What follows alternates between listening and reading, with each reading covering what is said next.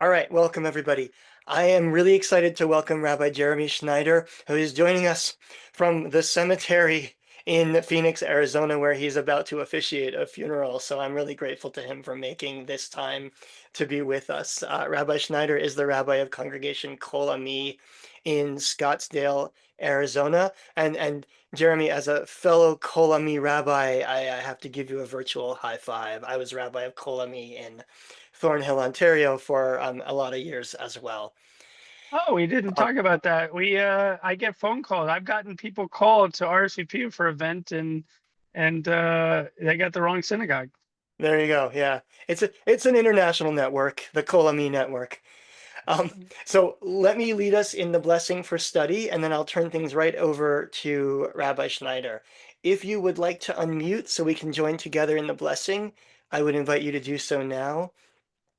And all right, let's say together.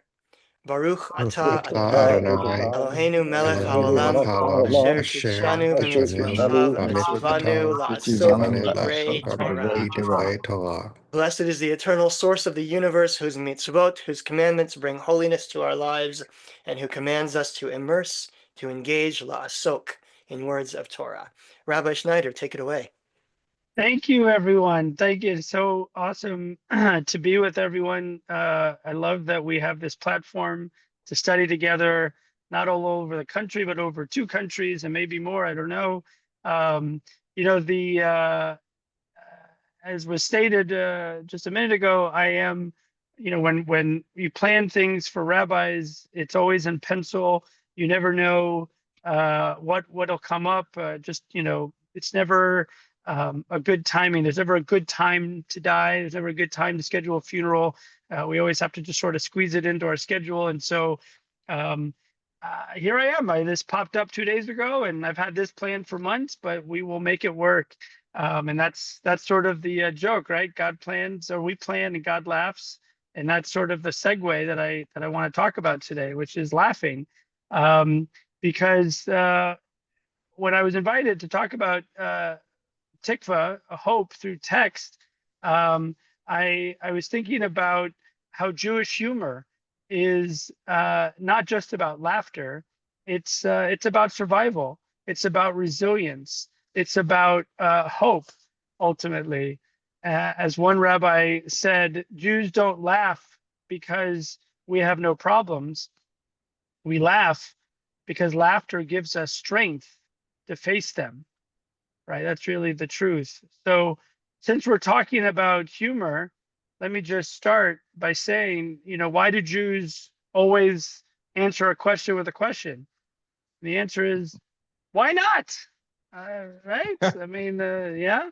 Um, I My wife the other day asked me why I didn't buy her flowers, and I said I didn't even know you sold flowers. I mean, really? I didn't know.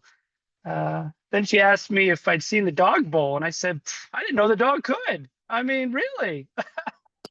Anyway, so Jewish humor is more than laughter. It's a survival strategy. Let's be honest, right? It's laughter through the tears, we like to say, a way of holding on to hope even in the darkest times.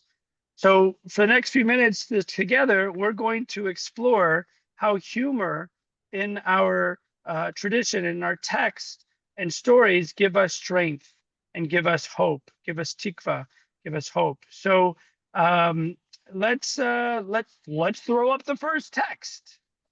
All right, here we go. So, we are on our first one. So, Rabbi Barucha would joke with his teacher before beginning his lesson, and only afterward would he sit in awe. And just take for a second to think about the juxtaposition there. Let's read it again, just because sometimes it takes a second. Rabbi Barucha would joke with his teacher before beginning his lesson, and only afterward he would sit in awe. So I wanna think about the juxtaposition here between humor and awe. And I want to open up an opportunity for discussion. Why might humor be an appropriate way to begin learning or prayer? Thoughts? If you have thoughts, the best thing to do is raise your hand, as some folks are doing, and if it's okay with you, Rabbi Schneider, I'll Please, call. I can't see it. Thank you. So let's go Aviva and Yehuda, and then Bob Hammer. No, you. My immediate thought is that to actually laugh requires you to open your mind to see something in a different way. Mm, And therefore that's the perfect prelude to studying, because how do you study unless your mind is open? And if you've heard a joke before over and over again, it's no longer funny. So your mind is sort of habituated to whatever's been said. Versus in this case, you open your mind to something that is completely different, because that's what's tweaking and tickling. awesome. Thank you. Wonderful thoughts. Let's Who go to was our next? Bob, Thank you. and then David. An interesting thing to me is that both the rabbi and his teacher, who are unnamed right here, were participating in the jokes. Mhm. So that is an important component, I think, of having a teaching environment or a learning environment or a havruta. And that's probably one of the reasons why I keep coming back here as well.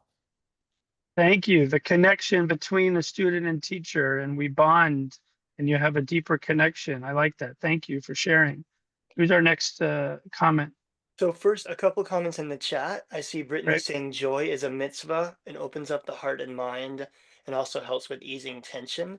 And Jan says humor is is a sign of intelligence. Mm, I am brilliant. Yes, I am. I mean, I'm sorry. So that's a great comment. Thank you.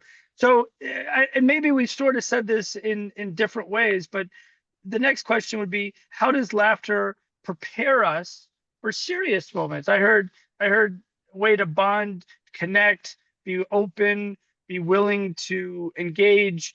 And what about in preparation for serious moments? What are your thoughts about that? Let's go to David, who had a comment as well. Great. Sorry, it took me a little bit to get my toolbar up. Basically, everyone else has said what I was thinking. My first thought, I didn't think until I read it a second time that it was the student who made the joke. My Mm, assumption was it was the rabbi or the teacher who made the joke. Um, but also just that there's an emotional opening and relaxation when you tell a joke, so that then the awe has space to appear and generate. mm, mm. Yeah. Thank you. Thank you. Can anyone think of a time or be willing to share a time when humor lightened something heavy in your life? Anyone think of a time when humor lightened something heavy in your life? Be willing to share. We have David again. Um, my mother died when I was fairly young, and I it was after I can't remember if it was after her funeral or the later memorial service, but we were at our house with the reception, and my sister, who was older than me and maybe of legal age, poured herself a glass of alcohol, Mhm. and she held it and then just flipped it right over, just like not even aware, she's just kind of whatever. And we both just burst out laughing. And it Mm, was a wonderful release for the both of us that we could have, find humor in this funny moment and in this acknowledgement of a tragic moment at the same time. So it was yeah. really a wonderful moment for the two of us. Yes. Thank you. So I see a few hands up actually. Eve, and then Bob Hammer, and then Bob Bernard. We had my dad's unveiling a few weeks ago, Micah knew my dad. And so he knows he was a pretty funny guy. But being there at the cemetery, unveiling the stone, it was really tough. And, I was having a very hard time. And after I had said what I had planned to say, which was very difficult, I asked the few other people there if they had any stories or memories of my dad. And once people started talking about him, the mood lightened and they brought up all the silly things, including mac and cheese. Michael will know that. And it just changed the whole tone and it made me feel better. And I think it helped everybody who was there. It just made such a difference. Beautiful. Thank you for sharing. Love it. And yes, he would have loved those stories. Bob Hammer, then Bob Renard. When my wife died, my sons each gave a wonderful eulogy, and I got up, and all I wanted to say was a limerick verse that I had written back at my 60th birthday party, where I wrote a limerick for each of the people there or families, and that was what I repeated. Wasn't funny, haha, but it was lighter, and that's what I needed at the moment. I also wonder if all of these revelations and comments are coming out because of where you are located, Rabbi, at this moment. Yeah, yeah.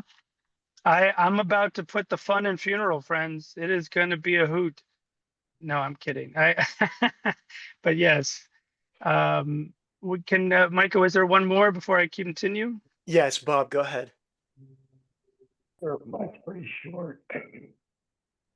I worked on a psychiatric unit in my early 20s, and I was down at the nursing station, and I realized that down the hallway, about halfway, something was going on, and it wasn't going to be a good thing. It was like all the guys, and then there was somebody who was ranting and yelling, probably psychotic. And I walked down there, and I said, "So, what's going on?" And it just broke it. And the guy that was like out of it just said, "Well, these guys are going to hurt me." I said, "Well, why don't you come with me? I'll take you to a room where you'll be safe." And he just walked with me. So there wasn't any altercation. Yeah. That's awesome. That's it. Micah, is there any more? Can I go to the next text? All you, go ahead. All right, so throw it up there for me. All right. Our next text is very short. It says, laughter is healthy. Doctors should prescribe it. Now, this is a funny on multiple levels, not only because it's just funny on its face, but it's funny because who wrote it and who said it. Shalom Aleichem was a Yiddish writer who really gave people laughter amidst poverty and hardship at a time when he was writing. So in addition, we learn and we know that not only does it help us cope in tragic times, but it also gives us escapism, and it also gives us resilience, which I think begs the questions for us, which you'll see the questions here. And for the sake of time, let's open the three questions that are on the screen for anybody. What makes laughter healing to you? How is humor different than denial? Or how can humor actually help us access hope, which is one of the punchlines for today. So choose your own adventure. Which of the three would you like? What makes laughter healing, in your opinion? How is humor different than denial? Or how can humor help us access hope? What are your thoughts? Let's open it up. I don't see any hands up yet, but in the chat, Aviva and Yehuda said during Shiva there is laughter as funny stories are shared. A good belly laugh, like deep breathing, can lower the heart rate. And then Jan also commented that laughter takes the mind off of the problems. Oh, and we do have a hand up now if you'd like them to go ahead. Please. Bob, please. Yeah, it was off of that last one, and that's it. Sometimes it can just change context of what's going on and allow something new, something hopefully better to happen. Yeah. Hmm. Yeah. Thank you. Toby just put in the chat, laughter does not deny, it deals. Toby, I don't know if you want to unmute and tell us more what you mean by that. I think you are unmuted, Toby. Go ahead. I am, as a matter of fact. Mhm. I did write before. I see that everybody, almost everybody, when we asked about where a joke came and where it helped, we all referred to funerals, shiva, unveilings. That's the first thing that comes to our minds. I think that with whatever problems we may have had with our parents, as we all did, at that time, we remember all those things that irritated us so much when we were young, and now they're funny. When we look back at the things my mother or my father had said or done, I said, oh me, oh my. But now it's hysterically funny. So I can only say, I hope that someday my children will look back at some of the stuff I did, and I hope that they will laugh. Mhm. I wanted to add something that I put in the chat earlier, which is I think laughter helps us to celebrate people's lives. And I was also thinking about after my grandmother died, this is now 30 years ago, my dad and my aunt sitting in the living room telling stories and laughing. I can still hear my aunt's laugh. She's now passed away also, but I think that moment was such a moment of celebration, which kind of like breaks through the sorrow. It doesn't make the sorrow go away. It doesn't deny the sorrow. It breaks through the sorrow and helps us celebrate. Yep. Yes. Yep. And then Lauren put something in the chat. Denial doesn't open our options. Laughter opens up our receptivity to other approaches. It relaxes our anxiety and expands our potential focus. And one more comment, Rabbi, in the chat. Sarah says, Norman Cousins wrote a book, Anatomy of an Illness, in 1970s. Oh, on the importance of humor in healthcare. Awesome. Yeah, that's great. Thank you. So I was thinking about the fact that the Talmud started with a text where humor opens the heart and prepares us for seriousness, right? That was the Brachot text. Rabbi Brachot opens the heart.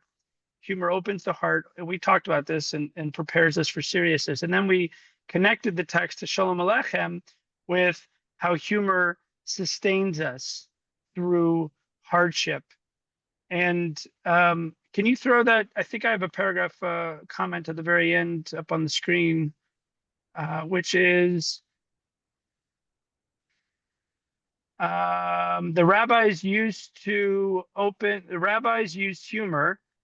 to open hearts and create balance, while Jewish storytellers use humor to endure hardship. Together, they show us that humor is not frivolous. It is indeed a deep well of resilience and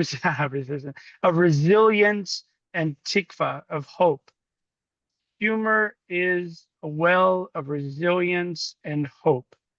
So I just want to emphasize, right, these classic texts of the Talmud and this modern voice of Shalom Aleichem, really affirming for us resilience and tikva, hope, which is really one of the points of today's text and the opportunity.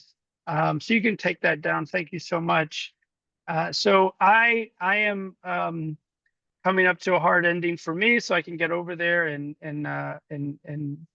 lead this funeral in a moment. But I want to say, as we nearing the end of my time with you, you'll get to spend a few minutes with Micah, that I just want to invite you to take a moment and think of your favorite Jewish joke, your favorite Jewish story, or your favorite funny memory that brings you hope, that makes you smile.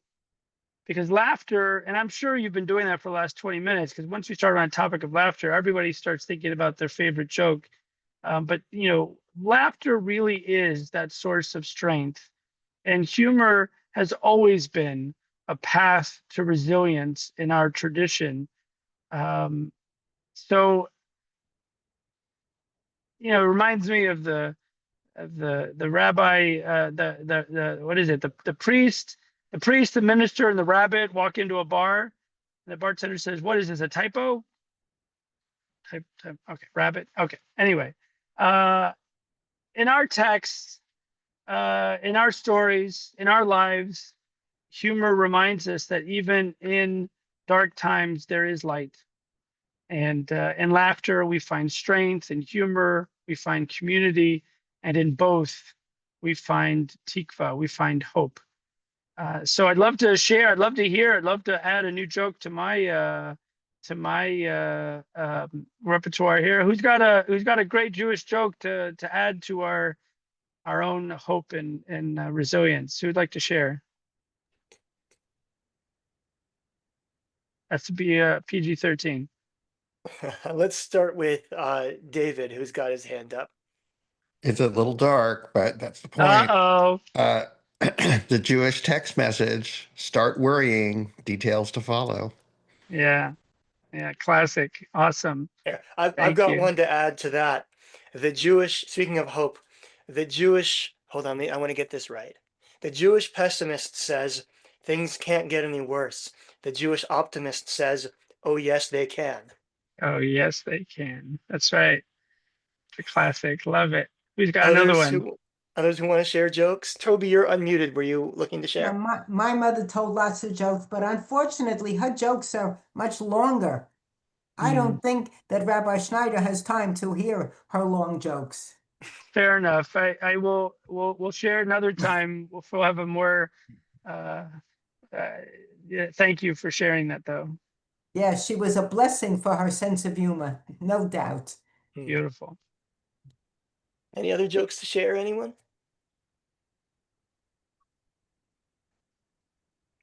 All right, well, I think we have to let Rabbi Schneider go and officiate a funeral. I hope it's meaningful and comforting for all of the people that are that you're there to serve. We thank you for being with us today. You're welcome. And I'm doing a bris later today. I told them they don't have to pay me, but if they want to give me a tip, that's great. But I'm pumped. And on that note. On that note. What a blessing to do a funeral and a bris on the same day. That too. That gives us hope. There it is. There's the hope ending. I nailed it. Yay. All right. Thank you, Micah, for the opportunity. God bless you all and enjoy the sharing. I'll talk to you later. Thanks to Rabbi Schneider for being here. For those who are here, we have a couple more minutes. I'm curious if anybody, number one, has any jokes to share. Feel free to unmute your, well, actually, the best thing is to raise your hand so that we can, so that I can make sure everybody who wants to speak can speak. I was also going to add a question, which is there a joke or a humorous situation scenario that you know that encapsulates your Judaism for you? And I ask this because I'm also aware that there's lots of humor in the Torah. The book of Esther, for example, is a humorous book. The story of Balak and the talking donkey is humor. The Torah seems to know that humor is central to religious life and to human life. So if you have a joke either that gives you hope or if you have a joke that encapsulates your Judaism, then I'd love to hear for us to share those as well. And I'll start us off. I have one that I always think encapsulates Judaism for me in many ways, which is the story of the two rabbis who stayed up all night arguing about the existence and nature of God. They argued back and forth, bringing in source after source after source so they could truly understand God. And by the end of the night, they had definitively disproven the existence of God. So the next morning, the one rabbi wakes up, gets up, stretches, brushes his teeth, all the things that people do in the morning, looks out the window and sees the other rabbi walking out of the synagogue with his talit and his tefillin under his arm. He runs down to the street and says, "What are you doing coming out of the shul? What are you doing with your talit and tefillin? Were you praying? Didn't we just prove that there is no God?" The other rabbi looks him right in the eye and says, "So what does that have to do with anything?" And for me, that joke, first of all, I think it encapsulates so much about Judaism. The argumentation, the wrestling with God, the idea that Judaism can be about both about the relationship with God, even when we're not so sure about what God is, and also about the need for a community. Why do you go to the shul? Why do we show up for Jewish events? Some of it is so much about being together with each other and gaining strength from one another. Lauren, you got something to share with us, please? Um, I use this frequently when I'm trying to get across the issue of conflict and the options. And many of you may have heard this, but Mrs. Zimmerman goes to a dinner party and she's sitting at the table, and her dinner mate looks at her and said, "That is the most unbelievable diamond I've ever seen in my life." Mrs. Zimmerman says, "Yes, it's the Platsky diamond." And the woman says, "The Platsky diamond?" And Mrs. Zimmerman says, "Yes, it comes with a blessing and a curse." And so the woman said, "What's the blessing?" She says, "It's an 18 karat clear diamond." And the woman said, "Well, what's the curse?" She says, "Mr. Platsky." But all right, one last short one that I'll leave you with. This is from Harry Golden, the humorist and writer from who was the editor of the Jewish newspaper in Charlotte, North Carolina, in the 20th century. And Golden's father apparently was an avowed atheist. All my jokes are about atheist Jews, it turns out. We can psychoanalyze that later. At any rate, Harry Golden's father was an avowed atheist who went to shul every Shabbat morning. Harry Golden once asked him, "Why do you go to shul?" Harry Golden's father takes him aside, puts his arm around him and says, "Do you see Cohen over there? Cohen comes to shul to talk to God. I come to shul to talk to Cohen."